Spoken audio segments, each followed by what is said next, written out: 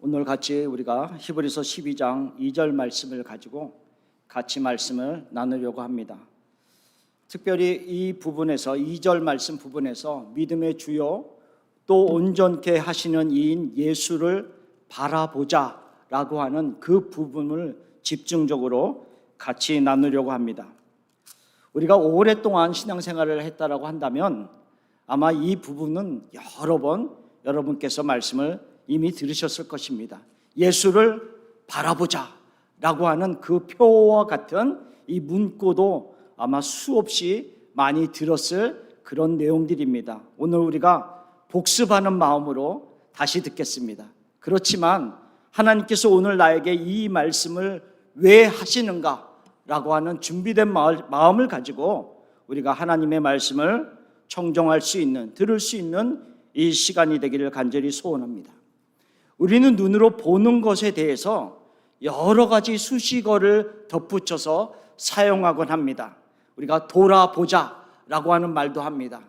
그래서 주위를 돌아보기도 하고 사람을 돌아보면서 돌보는 의미도 있고요. 내가 걸어온 길을 다시 한번 돌아보면서 어떤 길을 돌아왔나를 살펴보는 의미로도 사용이 됩니다. 또 지켜보자라고 하는 말도 합니다. 그래서 어떤 사람이나 환경이 어떻게 발전이 되는지 아니면 어떻게 전개가 되는지 우리가 지켜보자라는 말도 합니다. 때로는 조금 이상하게 사용도 하죠. 내가 너를 지켜보겠어. 이렇게 사용할 때도 우리가 가끔 있습니다. 우리가 바로 보자라고 하는 말도 할 때가 있습니다. 똑바로 보자. 잘못 보지 말고 그 상황을 제대로 인식을 하자라고 하는 의미로 바로 보자, 똑바로 보자라고 하는 의미도 사용을 합니다.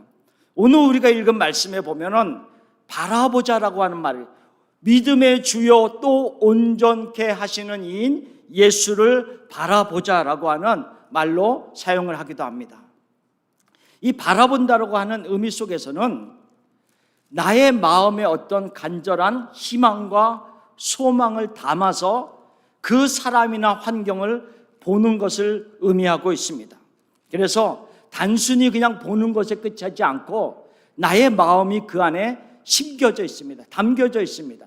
그리고 바라본다라고 하는 말에는 방향성을 가지고 있습니다. 내가 누구를 향하여서 바라보는 것이죠. 바라보는 의미를 그렇게 얘기하고 있습니다.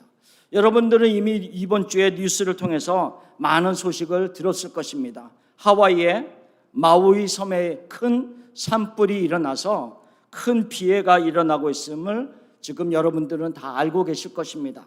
참 안타까운 일입니다. 큰 피해가 있고 있습니다. 제가 어제까지만 해도 80명이 희생되었다라고 소식을 들었는데 오늘 아침에 제가 또 업데이트를 보니까 93명이 희생되었다라고 하는 매일매일 매 시간마다 새로운 소식들이 올라오고 있습니다. 아마 지금은 또 달라졌을지는 모르겠습니다. 그리고 또 왜냐하면 이미 연락이 두절되어 있는 사람들이 1000여 명에 이르는 그런 상황이기 때문에 그렇습니다. 고통당하고 있는 그들을 위해서 여러분들이 기도해 주시기를 바랍니다.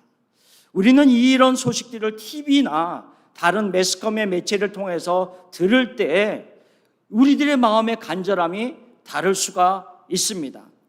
우리의 마음속에 혹시 마우이가 단순히 관광지 정도로만 여겨지는 분들이라면 이 마음의 안타까움은 있지만 그 안타까움은 아마 심하지 않을 수도 있습니다.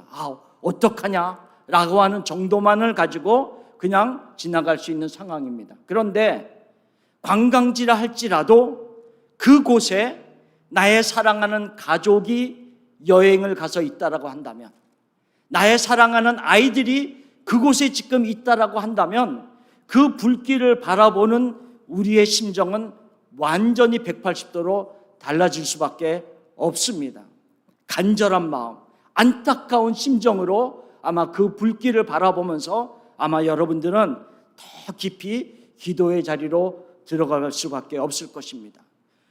믿음의 주요 온전하게 하시는 이인 예수를 바라보자라고 하는 이 말 속에서도 각자의 심령에 따라서, 마음의 상태에 따라서 그 간절함과 집중도는 달라질 수밖에 없습니다. 어떤 사람은 예수를 바라봐야지, 그럼 당연한 말이지 라고 끝나는 분들도 있겠지만, 어떤 분들은 더 깊이, 더 간절하게, 더 안타까운 심정으로 주님을 바라보면서 기도의 자리로 들어가는 분들도 있다는 것입니다. 오늘 우리가 이 바라보자라고 하는 이 말 속에 헬라어는 아포론테스라고 하는 단어를 사용하고 있습니다. 헬라어의 아포론테스라고 하는 말의 의미는 물론 바라본다라고 하는 의미입니다. 그런데 조금 더 깊이 들어가면 어떤 의미를 가지고 있냐면, 나의 시선을 모든 다른 것에서 떼어낸다라고 하는 의미를 가지고 있습니다. 나의 모든 시선을, 분산되어 있는 나의 영적인 시선들을 떼어서 한 곳에 집중한다라고 하는 의미를 가지고 있는 것이 아포론테스라고 하는 의미입니다. 믿음의 주요 또 온전하게 하시는 이인 예수를 바라보자라고 하는 그 말 속에는 예수 외에 다른 곳으로 분산되어 있는 우리의 영적인 시선들을 떼어서 오직 예수 그리스도에게로 집중하라라고 하는 그 의미를 담겨져 있다는 거죠. 그러면 우리 마음속에 이런 마음이 들기도 합니다. 하나님, 나도 예수님에게 집중하고 싶습니다.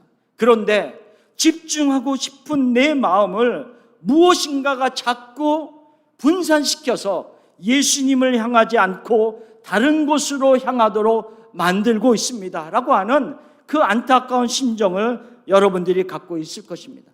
하나님, 무엇이 예수님께를 향하는 그 시선을 분산시킵니까?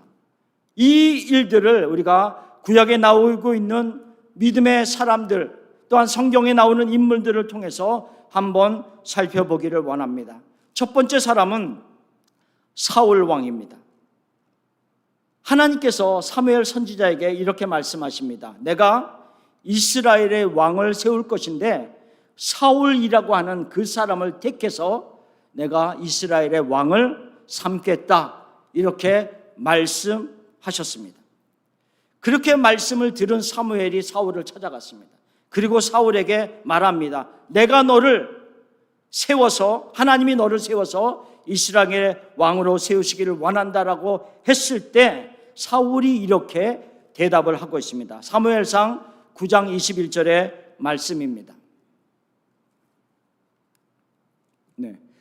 이렇게 얘기합니다. 사울이 대답하여 이르되 나는 이스라엘 지파의 가장 작은 지파 베냐민 사람이 아니니까, 또 나의 가족은 베냐민 지파 모든 가족 중에 가장 미약하지 아니하니까 당신이 어찌하여 내게 이같이 말씀하시나이까. 하나님 앞에서 자신이 왕으로 세우겠다라는 그 말을 들을 때, 와, 내가 왕이 되는구나, 이렇게 좋을 수가, 당연히 내가 왕이 돼야지, 누가 되겠어, 이렇게 반응하고 있지 않다는 거죠. 자신을 왕으로 세운다는 그 말을 듣고 두려움이 있었습니다. 하나님, 우리 지파는 이스라엘 지파 중에서 가장 미약하고 약한 지파입니다. 우리의 가족은, 나는 연약하고 미약한 가족일 뿐입니다. 어찌 제가 왕이 될 수 있습니까? 겸비한 마음으로 하나님 앞에서 그렇게 반응을 합니다. 어쨌든 하나님께서 왕을 세웠습니다, 사울을. 그런데 사울이 왕이 된 다음에는 점점 그의 마음이 변해가기 시작합니다. 하나님을 바라보던 그 시선이 여러 가지 사건 속에서 나오기를 사람으로 옮겨지고 있음을 보여지고 있습니다. 사람을 주목하기 시작합니다. 그것의 절정이 언제 일어나고 있냐 하면, 다윗이 블레셋과의 전쟁을 하고 돌아오는 중에 여인들이 승리의 기쁨을 드리면서 불렀던 노래를 듣고 사울이 그 마음에 절정을 일으킵니다. 사무엘상 18장 7절 말씀에 보면 이와 같이 말씀하고 있습니다. 여인들이 뛰놀며 노래하여 이르되 사울이 죽인 자는 천천히요 다윗은 만만이로다. 다윗은 만만인데 나는 천천이다. 지금 누가 왕입니까? 사울이. 내가 왕입니다. 사울의 입장에서 내가 왕입니다. 그러면 왕인 나를 다윗과 비교하는 것 자체만으로도 굉장히 불쾌합니다. 그렇죠? 감히 왕을 누구와 비교한단 말입니까? 너무 불쾌합니다. 그런데 그 말을 듣고 불쾌함에서 머물러 있는 것이 아니라 심히 노하는 상태로 전개되고 있음을 보여주고 열받았습니다. 그렇죠? 열받았습니다. 그래서 상당히 불쾌하고 심히 분노하는 마음으로 전개되고 있음을 보여주고 있습니다.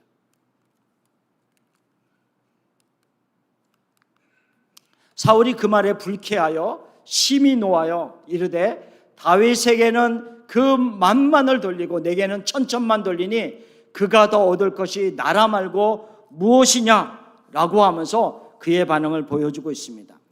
여기서 심히 노한다라고 하는 말에 집중해 주십시오. 심히 노한다라고 하는 히브리 말이 카라라고 하는 말입니다. 카라.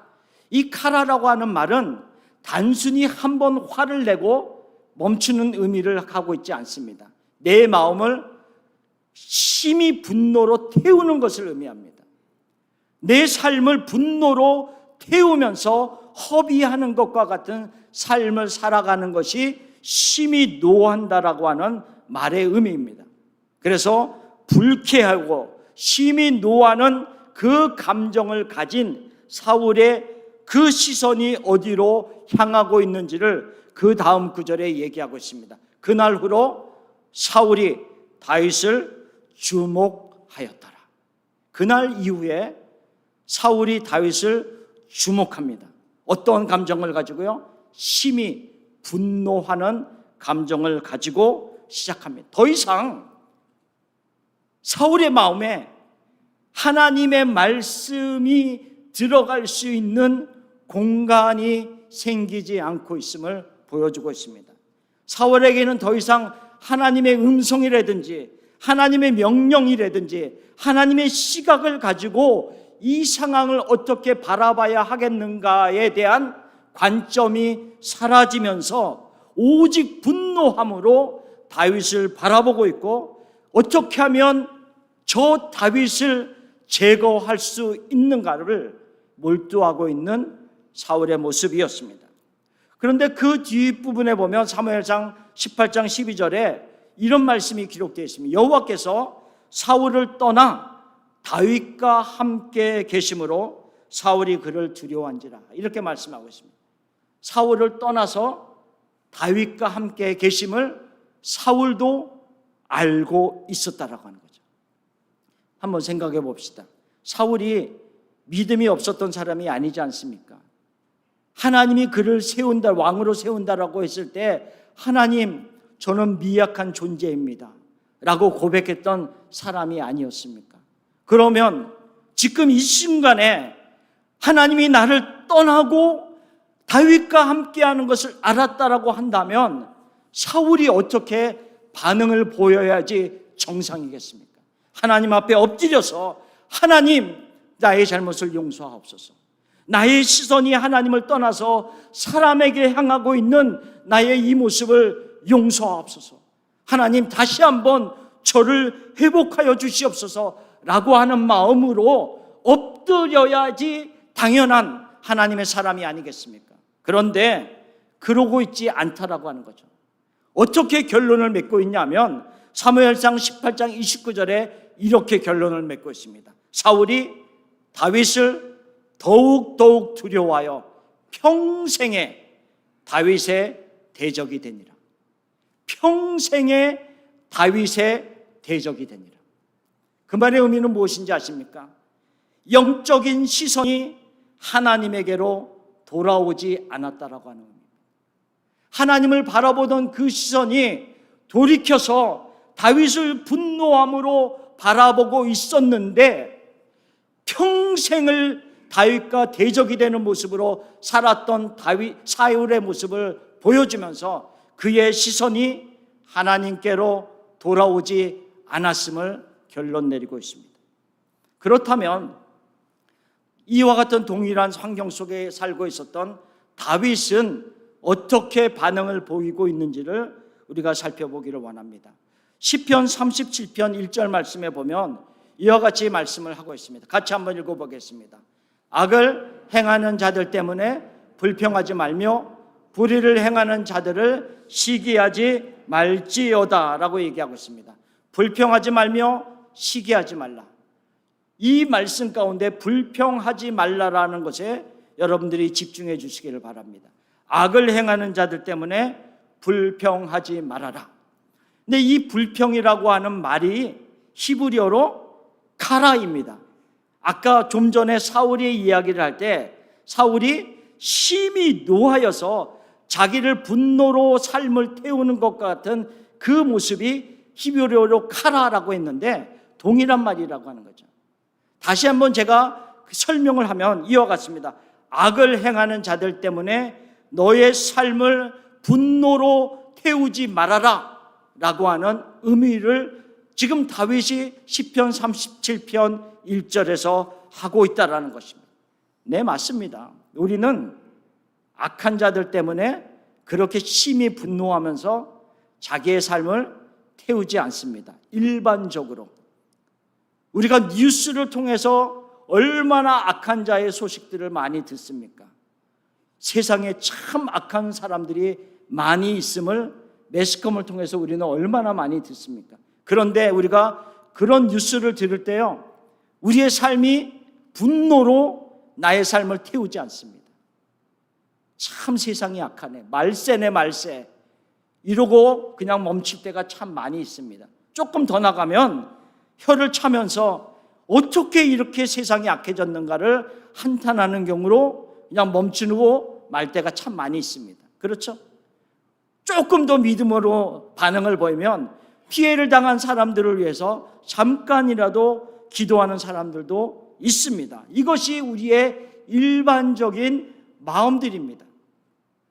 그런데 시편 37편 1절에 악한 일을 행하는 자들 때문에 너의 삶이 분노로 너를 태우지 말아라라고 하는 그 의미는 무슨 의미를 내포하고 있냐 하면 이 악을 행하는 자가 멀리 있지 않다라고 하는 겁니다. 악을 행하는 자가 나와 가까이 존재하고 있음을 말씀하고 있는 겁니다. 그리고 그의 악한 행동들이 나에게 심각하게 영향을 미치고 있는 것을 의미하고 있다는 것을 시편 37편 1절에서 말씀하고 있습니다. 모르는 사람의 악은 우리가 그렇게 분노하지 않습니다. 그러나 나의 삶에 심각하게 영향을 미치는 그 모습들은 뉴스에서 나오는 사람들처럼 그렇게 악하지는 않다 할지라도 우리의 마음은 너무 아파하면서 분노하고 때로는 그 일 때문에 많은 시간을 분노하며 태우며 허비할 때가 참 많이 있다라고 하는 겁니다. 그럼에도 불구하고 하나님께서 그 악을 행하는 자들 때문에 분노하지 말아라, 불평하지 말아라, 너의 삶을 태우지 말아라라고 말씀하는 이유는 하나님의 신실한 사람에게 그렇게 말을 하는 이유가 있습니다. 왜냐하면 그 악한 자가 걸었던 그 길을 너는 걷지 말라는 거죠. 사울의 삶을 생각해 보십시오. 그의 삶이 어떻게 맞췄는지를 생각해 보십시오. 하나님에게 두었던 시선이 떠나서 사람에게 고정되어서 삶을 마쳤던 그 사울의 삶이 어떻게 마쳤는지를, 전쟁 가운데 비참하게 죽임을 당하는 사울과 그의 가족들이 아니었습니까?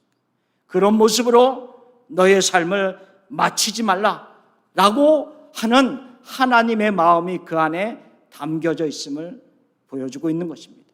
그래서 다윗이 시편 63편에 이렇게 기록하고 있습니다. 시편 63편을 언제 기록하고 있었냐면 유다 광야에 있을 때에 이 시를 기록하였다라고 서두에 설명하고 있습니다. 유다 광야에 있을 때라고 하는 것은 언제라고 하냐면 두 가지의 의미를 가지고 있습니다.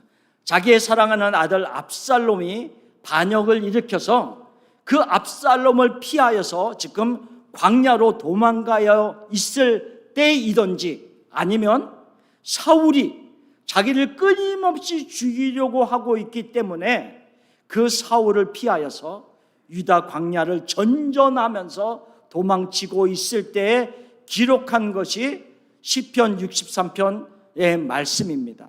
심한 고난과 극심한 환경 속에서 그가 어떻게 삶을 기록하고 있는지를 보여주고 있습니다.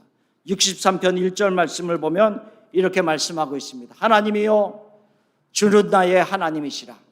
내가 간절히 주를 찾되 물이 없어 마르고 황폐한 땅에서 내 영혼이 주를 갈망하며 내 육체가 주를 앙모하나이다.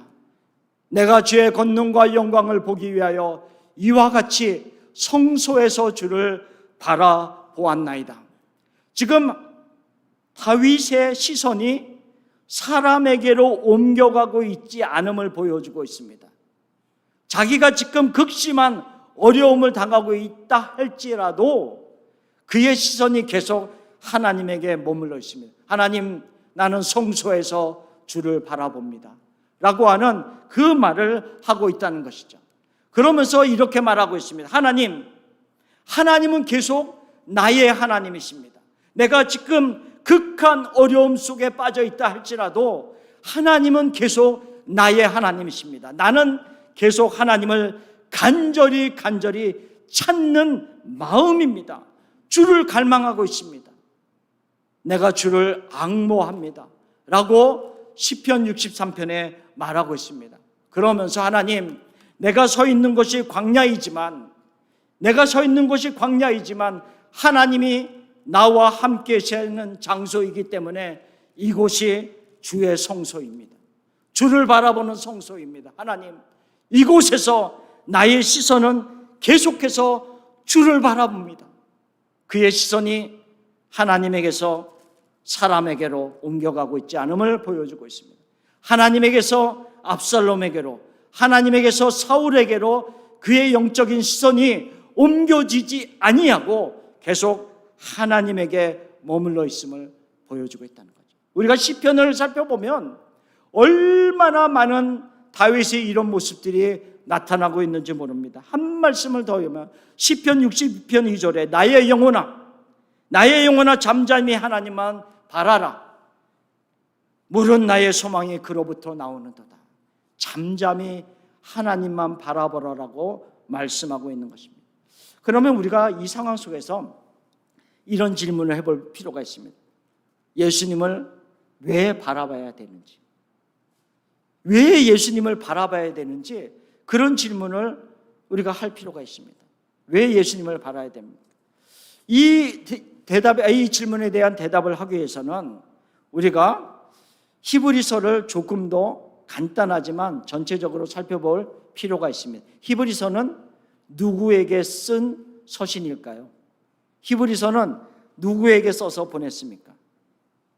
책 제목에 보면 히브리서, 히브리인들에게 보낸 서신입니다. 그렇죠? 히브리인들, 그러니까 유대인들에게 쓴 서신입니다.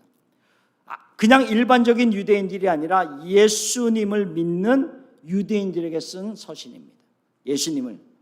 근데 예수님을 믿는 유대인들에게 이 히브리서를 왜 썼냐 하면 지금 예수님을 믿고 살아가고 있는 그 유대인들이 그 삶이 그렇게 만만치 않았다는 거죠. 왜? 같은 동족인 유대인들로부터 굉장한 압박을 받았습니다. 핍박을 받았습니다. 멀리 있는 사람이 나를 핍박하는 거 아닙니다. 같은 종족으로 얼마까지만 해도 같이 살아가던 그 유대인들이 나를 굉장히 핍박합니다. 이유는 하나입니다. 예수를 믿는다는 것 때문에. 그리고 그것에 더해져서 어떤 일이 일어나고 있냐면 로마의 핍박이 시작되고 있습니다. 만만치 않습니다. 그래서 예수님을 믿는 히브리 신자들이 삶의 고통으로 인해서 많이 흔들리기 시작했습니다. 내가 다시 예수님을 떠나서 유대교로 돌아가야 하는 것인지에 대한 흔들림이 많이 있었습니다. 그런 자들에게 지금 히브리 기자가 편지를 써서 보내고 있는 것입니다. 우리가 믿는 예수님이 어떤 분이신가에 대한 서신을 써서 그들에게 전하고 있습니다. 그래서 히브리서는 전체적으로 예수님이 누구신가에 대한 기록들을 하고 있는 것이 히브리서입니다. 그래서 우리가 신학자들이 보통 말하기를 히브리서를 제5복음서라고 부르기도 합니다. 왜? 예수님에 대한 기록들을 하고 있기 때문에 그렇습니다. 히브리서의 내용은 이와 같습니다. 우리가 믿는 예수 그리스도는 천사보다 뛰어나고, 우리가 믿는 예수 그리스도는 구약에 살았던 그 많은 사람들이 존경했던 선지자들보다 뛰어나고, 우리가 믿는 예수 그리스도는 제사장들보다도 훨씬 월등하고 위대하신 분이시다 라고 말하고 있습니다. 다시 유대교로 돌아가지 말아라. 우리가 믿는 예수가 얼마나 위대하고 뛰어나신 분인데 그를 떠나서 어디로 가려고 하느냐라고 하는 것을 말씀하고 있습니다. 히브리서 4장 14절에 그래서 이렇게 말하고 있습니다. 우리에게 큰 대제사장이 있으니 승천하신 이 곧 하나님의 아들 예수시라.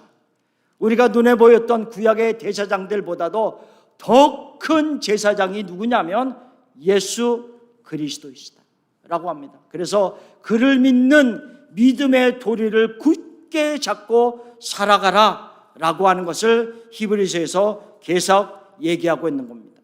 짐승의 피로가 아니라 이제는 예수 그리스도의 피로 우리를 단 한 번에 영원한 제사를 드림으로 우리를 구원하셨다. 예수의 보혈이 이만큼 능력이 있음을 히브리서에서 말씀을 하고 있는 것입니다.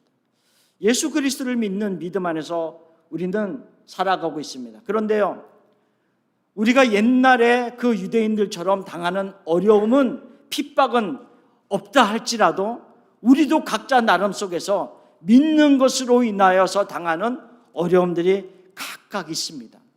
고통들이 있습니다. 어려움들이 있습니다. 그런 어려움들이 있을 때 예수 그리스도께서 우리를 붙잡아 주시고 그 어려움 속에서 넉넉히 승리하도록 이끌어 주시는 분이 예수님이십니다. 그런데 때로는요, 넉넉히 이기지 못할 때가 참 많이 있습니다. 넉넉히 승리하고 싶은 때 우리의 마음은 그렇지 못할 때가 참 많이 있습니다. 그럴 때요, 저는 이런 생각을 가져봅니다. 하나님, 내가 이 믿음의 길을 걸어가면서 때로는 넉넉히 이기지는 못하지만 견뎌내고 버티면서도 이 믿음의 길을 갑니다. 견디고 버티면서 이 믿음의 길을 갑니다. 그러면서 저에게 또 이런 생각이 듭니다. 견디면서 버티면서도 가고자 하는 이 믿음의 길은 그만큼 충분한 가치가 있다라는 생각을 가져봅니다. 여러분들이 때로는 현재 어떤 상태에 있는지 모르겠지만 이 믿음의 길을 걸어가면서 너무 힘들고 주저앉고 싶은 그 상황 속에 있다 할지라도 견디십시오. 버티십시오. 왜냐하면 나 혼자 이 믿음의 길을 걸어가고 있지 않기 때문입니다. 예수님께서 함께 하시면서 이 믿음의 길을 끝까지 가도록 인도하시는 분이 하나님이시고 예수님이시고 성령님이시기 때문에 그렇습니다. 그렇기 때문에 이 히브리서 11장에는 믿음장이라고 부르는 그 안에서 얼마나 많은 구약의 성도들의 이름들이 거론되고 있습니까? 아벨, 에녹, 아브라함, 모세, 수많은 사람들이 구약에 살고 있었던 믿음의 선진들의 이름들을 기록하고 있는데 그 사람들의 이름 앞에 무엇이 수식되어 있습니까? 믿음으로 아벨은, 믿음으로 에녹은, 믿음으로 아브라함은, 믿음으로 모세는 구약에 살았던 그들조차도 율법으로 살았던 것 아니다 라는 것을 유대인들에게, 유대인 신자들에게 이야기하고요, 우리들에게도 말씀하고 있는 겁니다.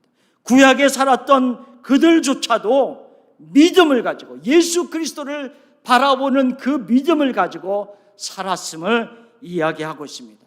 그래서 11장에 그 믿음의 사람들의 이야기를 쭉 하고 나서 오늘의 본문인 히브리서 12장 2절 말씀을 하고 있는 것입니다. 믿음의 주요 온전케 하시는 이인 예수를 바라보자. 그 11장에 나오는 믿음의 사람들이 누구를 바라봤습니까?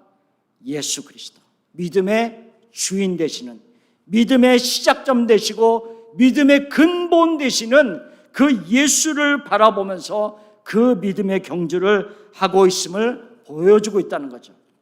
십자가의 고통, 그 십자가의 부끄러움을 다 담당하시고 그 보혈을 흘려주심으로 인하여서 한 번의 영원한 제사를 드리고 우리를 구원하여 주신 그 예수 그리스도를 바라보면서 달려갔던 믿음의 선진들처럼 우리도 동일한 믿음의 길을 걸어가고 있어야 한다는 것을 이야기하고 있습니다. 그래서 지금 그 히브리서 12장 2절 말씀에 보면 믿음의 주요라고 하는 말로 먼저 서식어를 얘기하고 있습니다. 두 번째로 예수님에 대해서 어떻게 말씀하고 있습니까? 온전하게 하시는 이이시다라고 얘기하고 있습니다. 예수님은 온전하게 하시는 분이시다라고 하는 것을 말씀하고 있는데요, 그것을 잠깐 설명하자면 히브리서 11장 40절 말씀을 볼 필요가 있습니다. 우리가 히브리서 11장 40절을 보면 제가 읽어드리겠습니다. 이는 하나님이 우리를 위하여 더 좋은 것을 예비하셨은즉 우리가 아니면 그들로 온전함을 이루지 못하게 하려 하심이라, 이렇게 말하고 있습니다. 이 말씀 가운데 뒷부분을 우리가 집중해서 보겠습니다. 우리가 아니면 그들로 온전함을 이루지 못한다라고 하는 이 내용입니다. 우리라고 하는 말은 누구를 얘기하고 있냐면 그 당시 현재 믿음의 경주를 계속 달리고 있는 그 당시의 사람들입니다. 또한 이 시대에는 우리들을 가리키고 있습니다. 우리가 지금 열심히 믿음의 경주를 하고 있습니다. 우리가 아니면 그들로, 그들이라는 것은 누구를 얘기하고 있습니까? 그 당시에는 히브리서 처음부터 쭉 열거했던 아벨, 에녹, 아브라함, 모세, 그 선지자들, 그 믿음의 선진들의 이야기를 하고 있는 겁니다. 그들도 우리가 아니면 온전함을 이루지 못한다라고 얘기하고 있는 겁니다. 이 말의 의미가 무엇일까요? 이렇게 설명할 수가 있습니다. 400m 계주가 있습니다. 한 사람이 100m씩 달리는 그런 릴레이 레이스가 있습니다. 계주를 열심히 뜁니다. 첫 번째 주자가 열심히 100m를 뛰어서 바톤을 두 번째 주자에게 넘겨주었습니다. 두 번째 주자가 바톤을 쥐고 또 뛰어갑니다. 그리고 100m를 뛰고 나서 세 번째 주자에게 넘겨줍니다. 세 번째 주자가 열심히 뛰어서요, 마지막 주자에게 넘겨줍니다. 우리 모두는 마지막 주자입니다. 우리가 그 바톤을 받았습니다. 그리고 열심히 믿음의 경주를 달려가고 있습니다. 한번 생각해 봅시오. 첫 번째 주자, 두 번째 주자, 세 번째 주자가 그들의 100m 경주를 다 마치고 우리는 다 뛰었으니까 이제 쉬자. 마지막 주자가 어떻게 뛰든 상관없다. 이러고 있겠습니까? 아니죠. 첫 번째, 두 번째, 세 번째 주자가 같은 마음으로, 지금 마지막 주자가 달리고 있는데 같은 마음으로 자기가 마치 뛰고 있는 양 응원을 하고 있다는 거죠. 구약의 성도들이 열심히 믿음의 길을 달려와서 그 바톤을 우리에게 넘겨줬습니다. 우리가 그 믿음의 경주를 지금 달려가고 있는데요, 100m의 400m 계주에서 마지막 주자가 결승점을 통과해야지만이 완성이 되는 것 아니겠습니까? 마지막 주자가 열심히 달리다가 나 힘들어, 이제 그만 뛸 거야, 너무 도무지 못 뛰겠어 라고 멈춘다면, 만약에 멈춘다면 첫 번째, 두 번째, 세 번째 주자가 열심히 뛰던 것이 온전하게 이루어지지 못하는 그 모습이라는 거죠. 우리의 믿음의 경주가 나만의 문제가 아닙니다.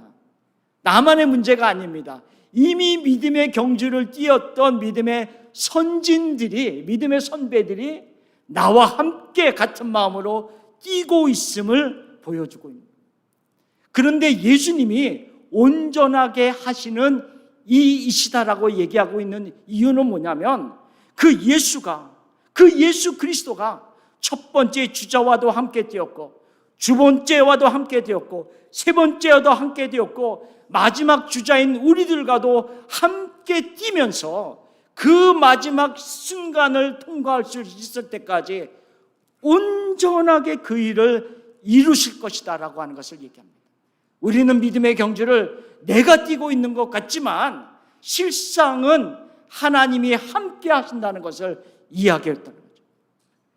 우리와 함께 뛰시는 하나님, 우리와 함께 뛰시는 예수님, 우리와 함께 믿음의 경기를 하고 계시는 성령 하나님이 계시기 때문에 믿음의 주요 온전케 하시는 이인 예수를 바라봐야 하는 우리의 모습입니다. 결승점을 통과할 수 있도록 수많은 선진들이 우리를 응원하고 있고 하나님이 동일한 마음으로 우리를 응원하고 있습니다.